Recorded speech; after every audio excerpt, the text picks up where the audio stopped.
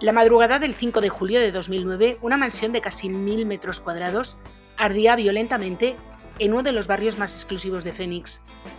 Mientras las llamas devoraban la vivienda, una ventana del segundo piso se abrió de repente y de ella cayó una escalera de cuerda y pocos segundos después apareció un hombre descendiendo entre el humo. Llevaba máscara, gafas y botellas de aire comprimido a la espalda. Parecía un buzo. Solo le faltaban las aletas. Era el propietario de la casa, y aquello parecía una escena sacada de una película, pero no lo era.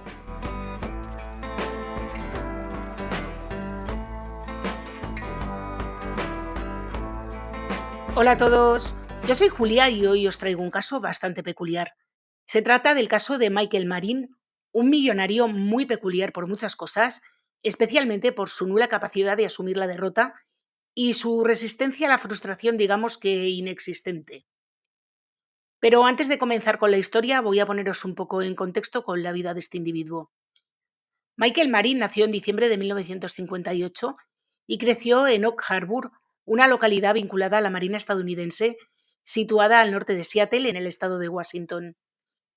Como miembro fiel de la Iglesia mormona, otro mormón más, estudió en la Universidad de Brigham Young y cuando terminó realizó las misiones religiosas, estas que hacen los mormones. Aquella misión le llevó hasta Japón, donde aprendió el idioma. Y después de terminar con su misión, ingresó en la Facultad de Derecho de Yale y tras ser admitido en el Colegio de Abogados del Estado de Nueva York en 1987, comenzó a trabajar en los departamentos jurídicos de distintas entidades bancarias. Y estas entidades bancarias, dado que él hablaba japonés, pues decidieron enviarle a aquel país. Y allí amasó una fortuna negociando complejos productos financieros para Merrill Lynch, Salomon Brothers y Lehman Brothers. Viajó muchísimo por Asia y en un libro que escribió sobre la banca de inversión en el continente, además de hablar sobre la banca, relató supuestas aventuras estremecedoras en Papúa Nueva Guinea, tiroteos en Camboya, una acusación falsa relacionada con sustancias y episodios de tortura a manos de policías malayos. Sus hijos crecieron entre Asia y Chicago y a pesar de haber estado casado durante unos 12 años, su esposa le abandonó en el año 1992 y se trasladó con sus hijos al área de Phoenix. A finales de los años 90, Marin regresó a Estados Unidos después de que Lehman Brothers, la última empresa para la que trabajó allí, prescindiera de sus servicios en 1997. Acabó instalándose en la localidad de Gilbert. Allí llevó una vida de lujo, adquiriendo una mansión millonaria en Arizona y coleccionando obras de arte, entre ellas grabados de Pablo Picasso. Aunque no quería decir cuánto había pagado por ellos, sí aseguraba que era un precio de unas 7 cifras, es decir, al menos $1.000.000. Michael Marin consideraba esa una de sus mayores joyas. Eran 18 grabados originales de Pablo Picasso, entre los que se encontraba una serie completa llamada Sable Movement, que se había realizado en el año 1966. Marin hablaba de sus Picassos con una emoción evidente y explicaba por qué tenían tanto valor para él. Según declaró posteriormente, cuando los adquirió fue una oportunidad que solo se presentaba una vez en la vida. Era, según él, una de esas cosas por las que venderías tu casa e hipotecarías a tu familia con tal de conseguirlas.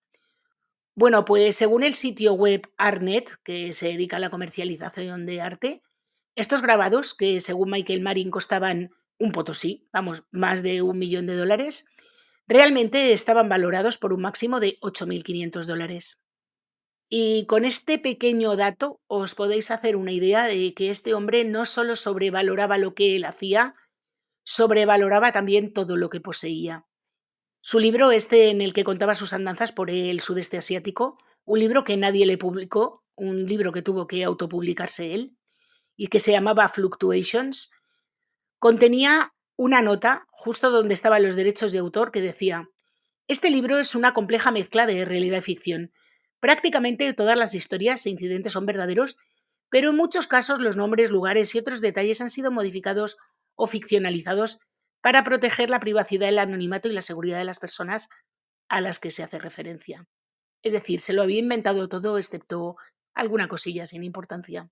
Quienes han leído el libro, yo no me cuento entre ellos, Dicen que Marin escribió este libro después de que le echaran de Merrill Lynch en un tono humorístico e irónico, pero también cargado de resentimiento. Una antigua amiga describió a Michael Marin como un auténtico abusón. Aseguraba que era incapaz de asumir una derrota por insignificante que fuera y reaccionaba siempre de forma autodestructiva y muy vengativa. Vamos, que a este hombre era mucho mejor no llevarle la contraria. Pero a pesar de ello era un hombre muy atractivo, conquistaba a las mujeres con un chasquido de dedos, tenía y había tenido un montón de novias y además tenía un montón de cualidades admirables. Era un gran cantante, llegó a presentarse a una producción de ópera en Arizona y sin ningún estudio de canto fue seleccionado. Quienes le escuchaban, por lo visto, quedaban impresionados por su talento.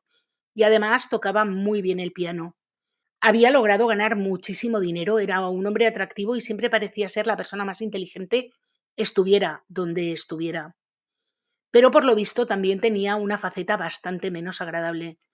Y es que junto a sus éxitos, y a pesar de la imagen que proyectaba, era un hombre con una profunda inseguridad y una enorme susceptibilidad al que las apariencias y lo que pensaran de él le importaba muchísimo.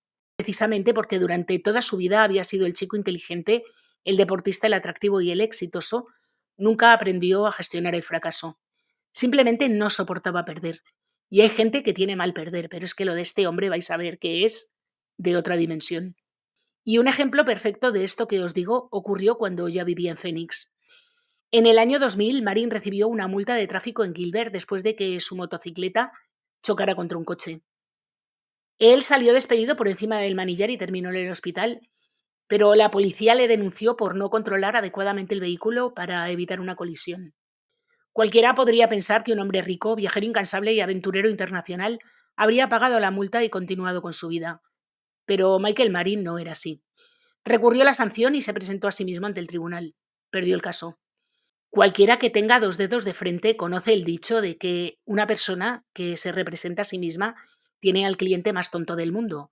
Bueno, pues este hombre por lo visto era el más tonto del mundo, porque decidió no solo representarse a él y perder, sino que después presentó ante la corte un escrito tan condescendiente como grandilocuente en el que detallaba las obras benéficas que había realizado poco antes del accidente y presumía de sus habilidades al volante gracias a su formación en una prestigiosísima escuela de conducción conocida internacionalmente. Consiguió un nuevo juicio, aunque únicamente porque la grabación del audio del primero estaba defectuosa y no se escuchaba bien, y sin embargo, perdió. Y aún así no lo dejó estar. En 2002 autopublicó otro libro, esta vez dedicado a los conductores idiotas, como él lo digo yo, ¿eh? Creo que esta historia muestra muy bien hasta qué punto podía ser mezquino cuando había sido derrotado o había perdido algo. Era como si pensara, estoy acostumbrado a ganar, soy un buen cantante de ópera, puedo escalar el Everest, soy una persona guapísima, gané un montón de dinero en Asia, ¿cómo voy a perder yo en algo? Y hay otro episodio que también muestra esa parte suya, esa mezquindad, como queréis llamarla. Durante un tiempo convivió con una mujer, después rompieron y cada uno siguió su camino, pero 3 meses después de que rompieran, ella le llamó para decir que estaba embarazada y tuvo una hija poco después.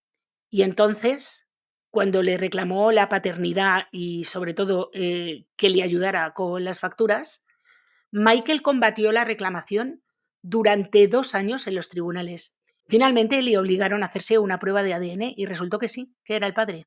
Y después de 2 años de una batalla legal durísima y de haberse dejado un pastizal en abogados, esta vez decidió no ser el más idiota del mundo.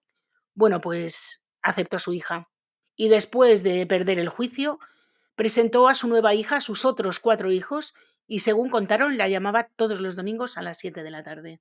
Y mientras todo esto pasaba se le presentó una insuperable oportunidad inmobiliaria. Un antiguo socio de los negocios tenía una mansión que iba a ser embargada. Era una mansión en una de las mejores zonas de Gilbert. Tenía absolutamente de todo, sala de cine, 1000 metros cuadrados. Bueno, os voy a dejar unas fotos, aunque no se ve muy bien, pero bueno, os voy a dejar unas fotos para que veáis más o menos cómo era la casa. Bueno, pues como digo, esta casa iba a ser embargada porque su dueño no podía pagarla. Y entonces Michael decidió hacerse cargo de la hipoteca. Por mucho que he intentado enterarme, no sé si llegó a un acuerdo con el propietario o llegó a un acuerdo con la financiera. El caso es que la hipoteca tenía unos pagos mensuales de agarraros $17.000 mensuales. Y al cabo de 6 meses, después de que la comprara, vencía un último pago, un pago final de nada menos que 2,3 millones de dólares. Bueno, pues Michael estuvo durmiéndose en los laureles y el gran pago final de 2,3 millones de dólares que no podía asumir se estaba acercando rápidamente. Así que Michael lo que decidió es rifar la propiedad. Su idea era vender 176.000 boletos de rifa a $25 cada uno. El gran sorteo se celebraría el 4 de julio. Alguien compraría uno, dos o quizá varios boletos y podía acabar ganando aquella enorme mansión con cine privado incluido. Según Michael Marin, el sistema estaba planteado de manera que él recuperaría el dinero que había invertido sin ganar más. Decía que solo quería recuperar lo que había puesto, quitarse la casa de encima y seguir adelante. Y también se libraría de la propiedad que le estaba arruinando económicamente. Leche, ¿por qué te metes en algo que te arruina? Yo es que no entiendo nada. Él pensaba que así podía salir de aquel problema espantoso y cerrar el asunto. Y como quería darse un poquito de bombo con el tema de la venta y salir en los medios, fue entonces cuando decidió escalar el Everest, que también vaya manera de hacerse publicidad. Pero realmente consiguió que le entrevistaran. Cuando salió en televisión contó cómo había subido el Everest y además que estaba rifando una casa con boletos a $25. Por supuesto, consiguió muchísima notoriedad y vendió un montón de boletos. Pero no solo llamó la atención de los compradores, sino también de las autoridades. Así que éstas se pusieron a investigar todo el entramado financiero que estaba llevando a cabo Michael Marin para sortear la propiedad y decidieron que aquello era completamente ilegal y paralizaron el sorteo. El investigador que estuvo al frente del caso dijo que el asunto no era tan limpio ni tan benéfico como Michael Marin había presentado al principio. Según esa investigación, se había contratado una especie de segunda hipoteca ficticia para inflar supuestamente el valor de la casa. De ese modo, cuando se celebrara la rifa, no solo recuperaría lo que había invertido en la vivienda, sino que además él ganaría cerca de $1 millón. Y como esto no es lo que había mencionado en las bases del concurso, pues a las autoridades les pareció ilegal y cancelaron el sorteo. Y os podéis imaginar este señor que no toleraba ni la más pequeña contrariedad, cómo se puso cuando se enteró de esto. Se lo tomó de una forma muy, muy personal. Hasta ese momento pensaba que había encontrado la salida a rifar la casa, celebrarlo y quedar libre del problema. Pero de pronto seguía teniendo la mansión, ya no había ningún plan para deshacerse de ella, venderla llevaría tiempo y el pago final de la hipoteca se le venía encima. La subasta, como os he dicho, debía celebrarse el 4 de julio. Al día siguiente, el 5 de julio, llamó al 911 diciendo que su casa estaba ardiendo y que iba a escapar utilizando una escalera de cuerda. Aseguró que estaba dormido dentro de la vivienda cuando escuchó la alarma de incendios.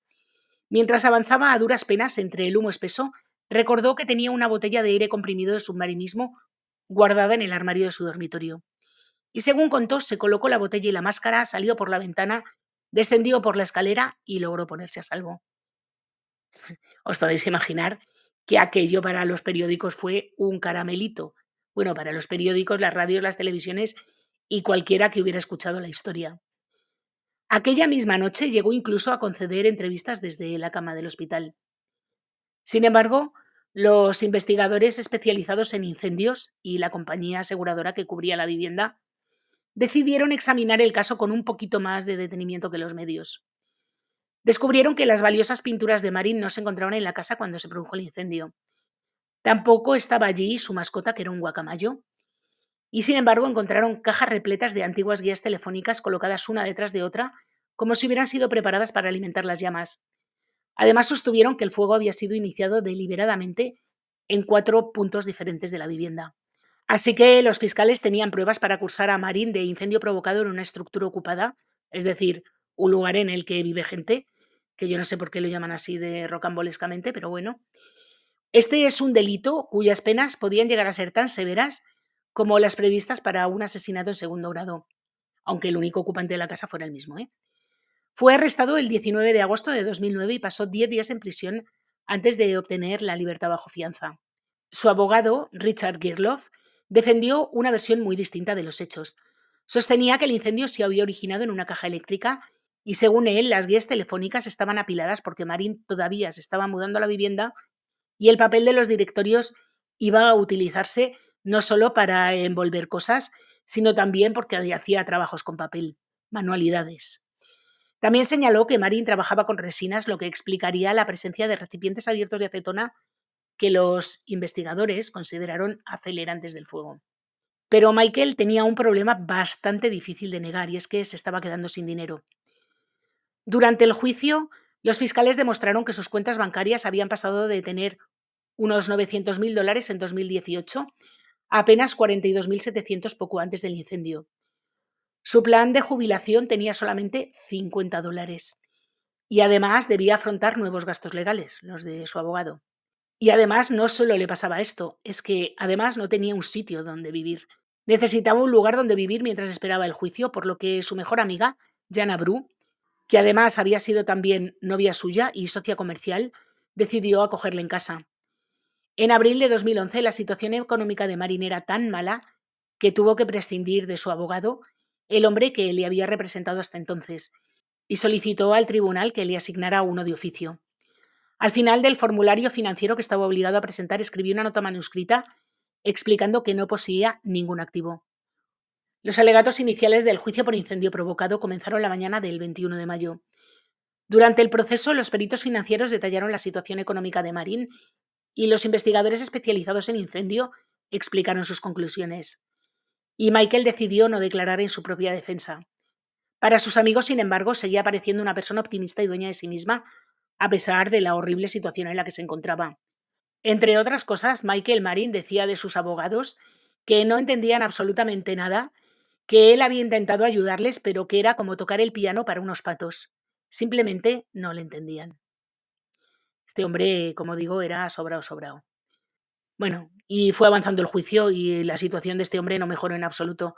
Y una semana después salió un veredicto que no pintaba nada bien para este hombre. La lectura de este veredicto estaba prevista para la 1 de la tarde. La vista comenzó con retraso. Marín ocupaba su asiento en la mesa de la defensa y su novia estaba sentada detrás de él entre el público. El jurado entró en la sala y el secretario judicial leyó el veredicto. Cuando Michael escuchó la palabra culpable, cerró los ojos con un gesto de desesperación. Pero es que además el jurado consideró que se trataba de un delito peligroso, lo que significaba que no tendría derecho a libertad condicional y que sería detenido inmediatamente para esperar la imposición de condena. Así que Michael se pasó las manos por la cara. Una de ellas permanecía ligeramente ahuecada y cuando las bajó de nuevo, pareció abrir la boca y tragarse algo. El juez, Bruce Cohen, hablaba con los abogados sobre la siguiente fase del juicio. Esta siguiente fase del juicio consistía en que los miembros del jurado deberían decidir si Marín merecía una pena superior a la habitual o no. Habían pasado aproximadamente 7 minutos desde la lectura del veredicto. Michael miró hacia su novia y asintió con la cabeza. Después movió los labios formando las palabras "te quiero" y ella respondió exactamente lo mismo. De repente soltó una bocanada de aire como un hombre que hubiera estado conteniendo la respiración bajo el agua y acabara de salir a la superficie y empezó a desplomarse hacia adelante mientras emitía un fuerte ruido ronco parecido al que emite un globo al desinflarse. Una de sus abogadas logró sujetarle cuando casi estaba en el suelo y casi todos los presentes quedaron paralizados. Los servicios de emergencia llegaron poco después y comenzaron a practicarle maniobras de reanimación. Minutos más tarde, con las mejillas completamente azules, le sacaron de la sala en una camilla. Fue trasladado al centro médico del condado de Maricopa, donde se certificó su fallecimiento. Y al día siguiente, el hijo mayor de Marin recibió un correo electrónico enviado previamente por su padre que había llegado con retraso. O sea, había sido programado para que lo recibiera después del juicio. En él le explicaba que si las cosas no salían bien en el juicio, tenía el testamento preparado y que su coche podían encontrarlo en un punto de la ciudad de Mesa. Así que los agentes fueron a el vehículo y allí encontraron un recipiente etiquetado como cianuro de sodio. Determinaron que María había encargado el veneno de acción rápida, utilizado habitualmente en agricultura y en la minería de oro, y que el producto le había sido entregado durante ese mismo mes a través de la empresa FedEx. Por supuesto, estaba claro que aquello había sido un autodesvivimiento, pero tenían que hacer los informes finales.